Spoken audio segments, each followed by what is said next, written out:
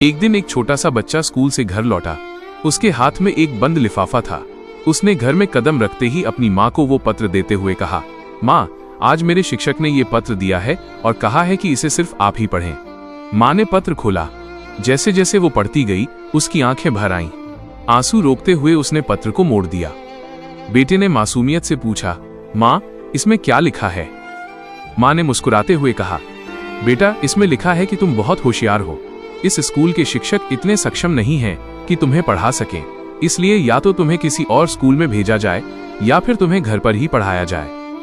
ये सुनते ही बच्चे का चेहरा खुशी से खिल उठा।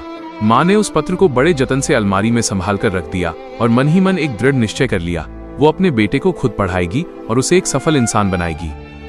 इसके बाद माँ ने पूरे मन, प्रेम और विश्वास के साथ बेटे को पढ़ाना शुरू किया।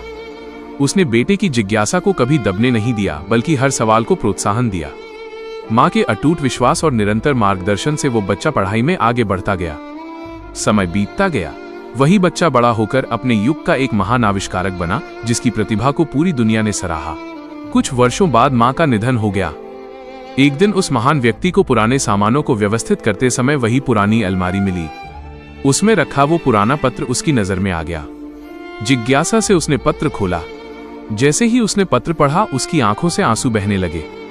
पत्र में लिखा था, आपका बेटा मानसिक रूप से अस्वस्थ है, उसे डॉक्टर की जरूरत है, इसलिए उसे स्कूल से निकाल दिया गया है। उस क्षण वो समझ गया कि उसकी माँ ने उस पत्र के शब्द नहीं, बल्कि अपने विश्वास से उसकी तकदीर बदल दी थी। अगर उस दिन माँ ने शिक्षक की बात को सच मान लिया होता तो शायद वो कभी वो नहीं बन पाता जो वो बना। सीख: माँ बाप का विश्वास और प्रेम किसी बच्चे के जीवन की दिशा बदल सकता है। कभी कभी एक झूठ भी अगर विश्वास और प्रेरणा से भरा हो तो एक महान सत्य बन जाता है।